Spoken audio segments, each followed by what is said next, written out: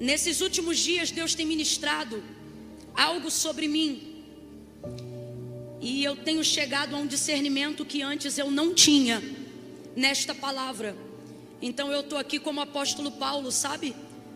Aquilo que eu tenho recebido do Senhor, eu também desejo entregar nessa noite. Esse alcance, talvez você já tivera antes de mim, primeiro que eu, mas eu ainda não havia tido. E talvez tenha mais alguém aqui comigo que vai ter essa perspectiva só agora. Muitas coisas a gente já conhece e discerne sobre o vale. Por exemplo, vamos só pincelar algumas. A gente sabe que esse vale não é uma realidade física, concreta. O Senhor me tomou e me levou no Espírito. Então, ele é uma realidade, porém uma realidade espiritual. E uma realidade não deixa de ser uma realidade quando ela se torna espiritual. A gente tem um probleminha, e eu acredito que isso se dá pela nossa natureza humana, um probleminha de achar que o que é espiritual está num plano de enfraquecimento. Eu não sei se é pelos filmes de fantasmas que ao longo do nosso crescimento a gente viu, atravessando parede, não podendo pegar coisas físicas na mão, e talvez isso foi desenvolvendo uma limitação de raciocínio, e quase que involuntariamente, por um comando quase que inconsciente, a gente desenvolve a ideia de que o que é espiritual não é tão forte. Tanto é que a nossa vida devocional às vezes é fraca, porque consideramos que aquilo que é espiritual pode esperar. Depois que eu fizer o arroz, depois que eu limpar o carro, depois que eu deixar as crianças na escola, depois do trabalho. E às vezes passamos o dia inteiro sem orar, sem falar com Deus.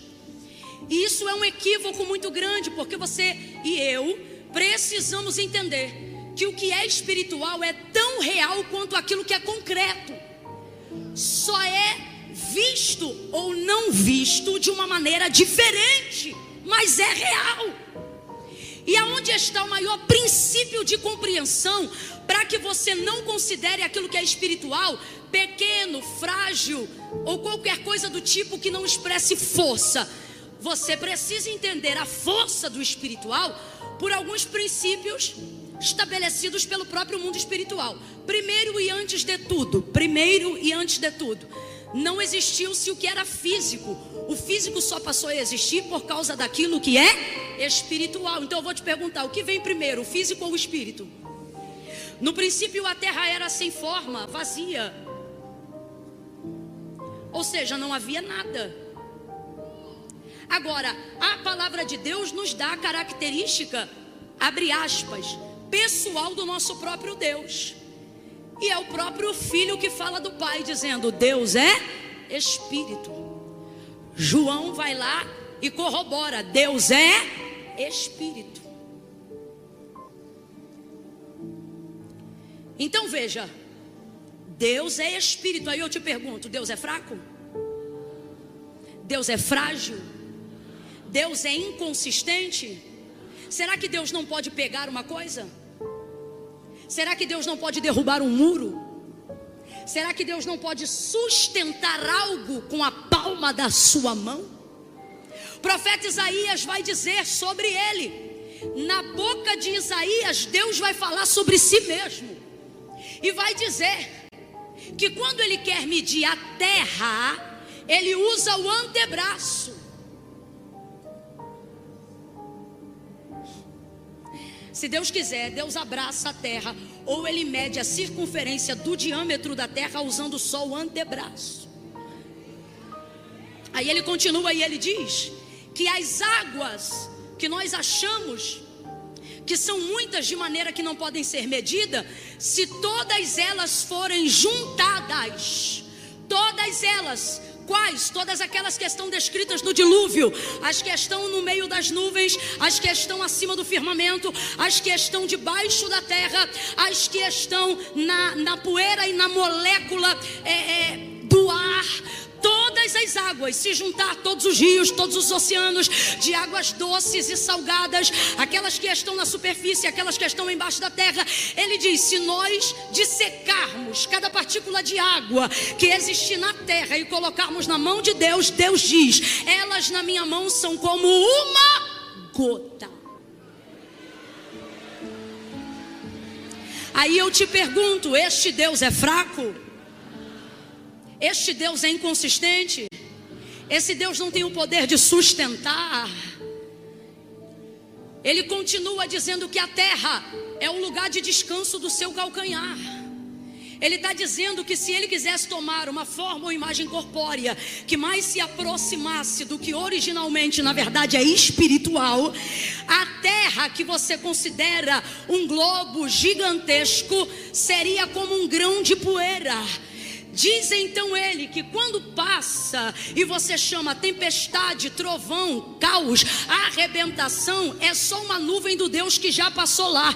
Quem entenderá o trovão do seu poder? Eu faço a luz e crio as trevas. Deus é espírito. Ele disse: haja luz e houve luz. Então veja, o físico deu voz à palavra? Não. A palavra materializou aquilo que é físico. O que o autor da carta aos Hebreus vai ensinar pra gente? Porque céus e terra, tudo que existe, tudo que há, tudo que é tangível, tudo que você toca, tudo que você pega, tudo que você vê, não foi feito por prova aparente do que se vê. O que ele está dizendo? Que matéria não foi feita por matéria. Aí ele diz: mas antes foram criados pelo poder da sua palavra. Agora eu te pergunto: palavra é uma coisa física? Não, palavra não é física. Quando você dá a paz do Senhor para o irmão que está do seu lado, saem pedacinhos de tijolo, a paz do Senhor da sua boca e cai no chão? Não, não é físico, mas é real. A palavra de Deus faz o que a mão não faz, o que o pé não faz, o que a cabeça não faz, o que o remédio não faz mais, o que o médico não pode fazer. A palavra de Deus entra onde o terapeuta não entra, a terapia não entra, o Rivotril não entra, o diazepam não entra. A palavra de Deus perfura diagnósticos, laudos. A palavra de Deus entra no jurídico. A palavra de Deus está acima dos juízes. A palavra de Deus, ela mexe com protocolos. A palavra de Deus é poderosa. Agora, a palavra de Deus não se vê, porque a palavra e Deus são uma coisa só. O que João vai dizer? No princípio era o verbo estava com Deus e o verbo era Deus. Nele estava a vida e a vida era a luz dos homens. O que ele está dizendo? Que Deus é a sua palavra e a sua palavra é Deus. Então quando é que você manifesta Deus? Quando você tem coragem de manifestar a sua. João capítulo 15, já foi dito e eu repito. Ele vai dizer: eu sou a videira, meu pai é o agricultor.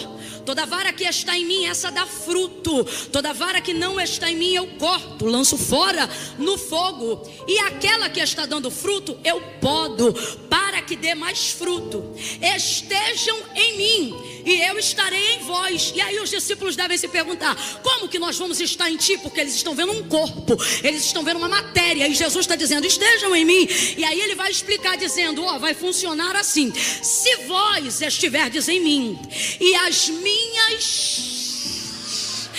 estiverem em vocês, pedireis. Ou seja, vocês vão liberar a palavra, anunciar a palavra, e vai acontecer o que vocês estão falando. Por quê? Porque não será a tua língua, não será o teu cognitivo, não será a tua razão, não será a tua lógica, não será o teu conhecimento, não será a tua cabeça, será a minha palavra. Na tua boca ela é espírito, fora da tua boca ela alcança a matéria, realiza a matéria, executa a matéria, transforma a matéria e traz para a realidade física aquilo que é considerado uma realidade espiritual. Camila, eu creio na realidade espiritual, não tanto quanto deveria, porque se cresce, você materializaria a palavra na sua língua, repetindo o que ouviu, falando o que ouviu, pregando o que ouviu, profetizando o que ouviu. Então o que nós aprendemos aqui? Vamos aprender isso com Ezequiel. Não temos dificuldade de crer em Deus. Estamos aqui nessa noite dedicando um dia inteiro para o Senhor. Eu vi, ninguém me contou. À medida que a palavra era pregada, que os louvores eram cantados, levantávamos fisicamente da cadeira. Outros não levantavam, mas choravam. Outros reagiam, outros se tremiam. Todo mundo tinha aqui, de alguma forma, uma manifestação física em reação ao que a palavra provocava. Porque a palavra de Deus, ela tem esse poder. Ela não volta vazia, antes ela vai e faz aquilo que lhe apraz. Às vezes eu orava e eu dizia: Senhor, me usa e me dá graça para eu usar a tua palavra, para eu entender a tua palavra. Aí um dia o Espírito Santo disse assim para mim: se tu entendesse o que é a minha palavra, tu não me pedia para usar a minha palavra, tu orava e dizia: palavra, me usa. Porque olha o que a palavra de Deus adverte, ensina acerca dela mesma. Ela é viva, primeira coisa, ela é viva, vem comigo, ela é. Se ela é viva, ela tem consciência, ela tem vontade, ela tem poder. Porque lembra, a palavra de Deus é a manifestação de Deus, e Deus é a manifestação da sua palavra. O que Jesus disse então em João 15, e a gente aprendeu aqui? Que a gente manifesta a Deus quando manifesta a sua palavra. João vai dizer o que na biografia de Cristo? Que o verbo se fez carne, ele é a materialização da palavra. Verbo se fez carne. Então, quando você alcança essa compreensão, você entende que a palavra de Deus é viva, como ela diz acerca de si mesma. É viva e eficaz. Uma coisa que é viva, irmão, não pode ser presa. Uma coisa que é viva tem vontade. Uma coisa que é viva tem vocação. Uma coisa que é viva tem propósito. Se a palavra de Deus diz quem Deus é, e Deus se identifica como sendo pela sua palavra, ela é viva, ela é soberana, ela tem vontade, ela toma a frente, ela vai à dianteira, ela é o esteio de quem está mancando, ela é a roda de quem quer correr, ela é a asa de quem quer voar, ela é, meu irmão, e ela se basta.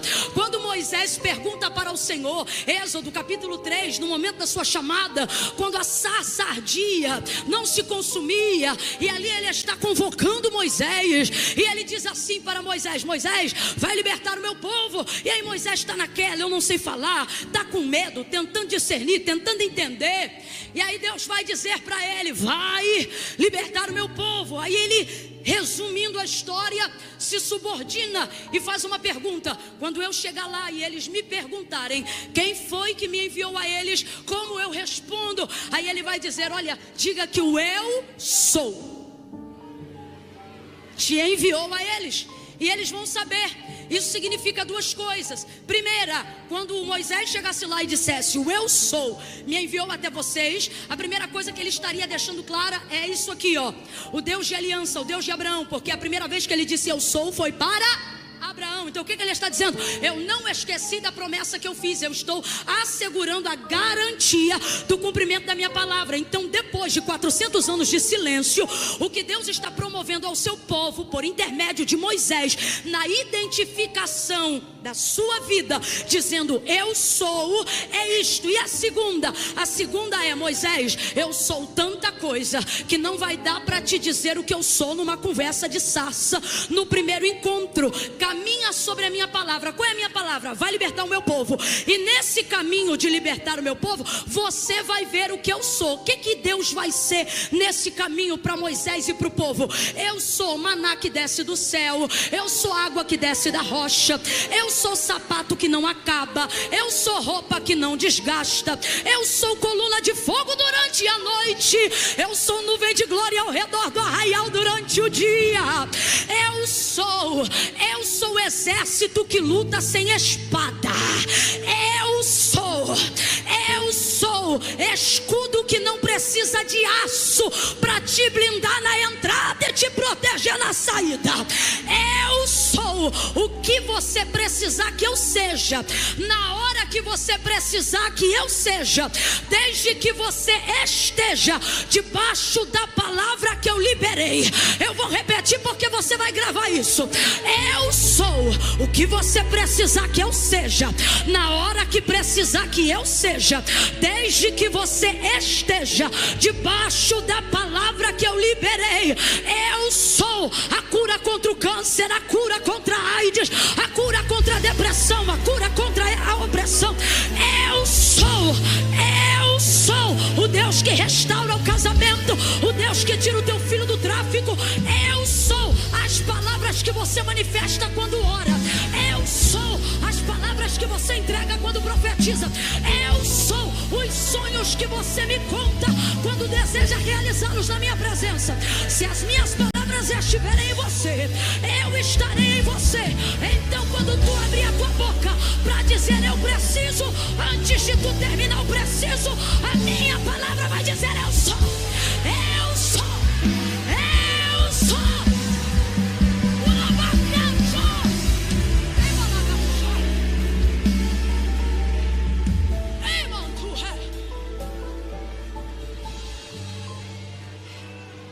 Então a primeira instrução, antes de prosseguir aqui no texto, que a gente tem que arrumar nas nossas ideias de uma vez por todas, é que o mundo espiritual não é menos real só porque não pode ser visto. Quem está entendendo aí, diga amém. Vamos lá. O mundo espiritual não é menos real só porque ele não pode ser visto. Pelo contrário, se Deus é espírito, ele manifesta a sua palavra. Sua palavra diz quem ele é, e pela sua palavra todas as coisas são feitas.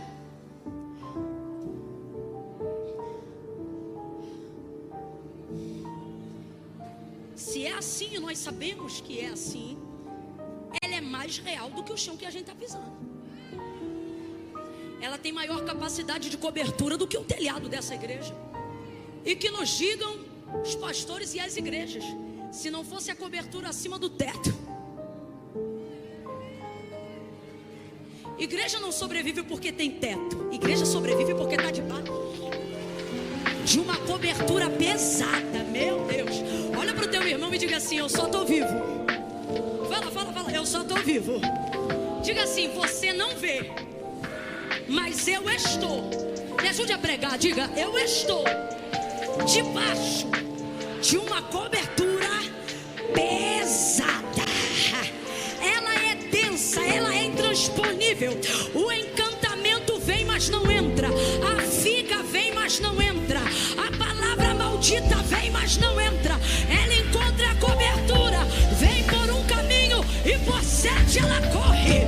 Olha cada manchora. Cobertura pesada, irmão. Quando você vê gente te arrebentando de tudo que é jeito e você continua seguindo, e alguém perguntar qual é o teu segredo, tu diz: cobertura pesada. Eu estou debaixo de uma cobertura pesada. Não é telhado de vidro, é uma densa nuvem. Ela é poderosa.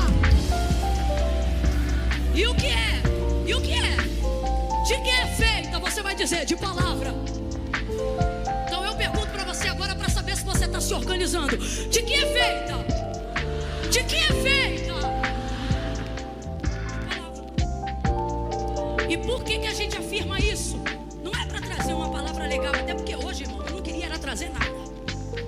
Mas o Senhor está aqui, então Ele está nos instruindo. Eu estou debaixo de comando. Então, para ficar claro que isso não é uma coisa nossa, mas é um princípio de Deus, olha o que a palavra de Deus garante sobre ela: céus e terra passarão. É firme a estrutura que está te acomodando fisicamente aqui essa noite. Se você bater aí o pé no chão, você vai sentir a solidez de onde você está. Faça isso, vai, sente. A galerinha não faça tanto. Tá bom, pode fazer, a gente está debaixo de palavra, vai. Pronto, sentiu. Agora olhe para cima. Se chover lá fora, chove aqui dentro. Porque nós estamos debaixo de uma cobertura. Só que olha o que o Senhor está dizendo: o que eu tenho e o poder da minha palavra, você deveria considerar mais sólido do que o chão que você está pisando, do que o teto que você está olhando sobre a sua cabeça. Sua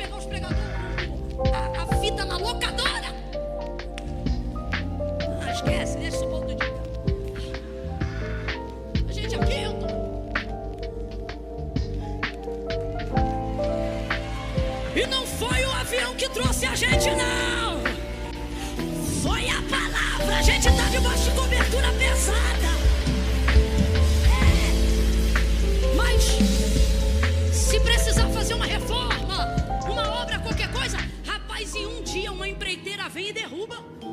E um dia a gente mete uma britadeira nesse chão, coloca 3, um ali, um aqui, te arrebenta com esse piso. Porque céus e terra, mas as minhas palavras. Eu queria que você gritasse agora, lembrando-se das promessas que Ele te entregou. Quando Ele disse que salvaria teu filho, quando Ele disse que restauraria teu casamento, quando Ele liberou a palavra de livramento, de perdão sobre a tua vida. Eu queria muito que, observando essas palavras, você dissesse assim: jamais. Eu queria que você gritasse e dissesse: nunca. Diga: nunca. Passarão. Céus e terra passarão, mas as promessas do Senhor, a palavra do Senhor vai se cumprir em ti, vai se cumprir na vida dos teus filhos, vai se cumprir na posteridade. Eu estou sentindo a autoridade de Deus aqui. E verás os filhos dos teus filhos, para mostrar para você que eu creio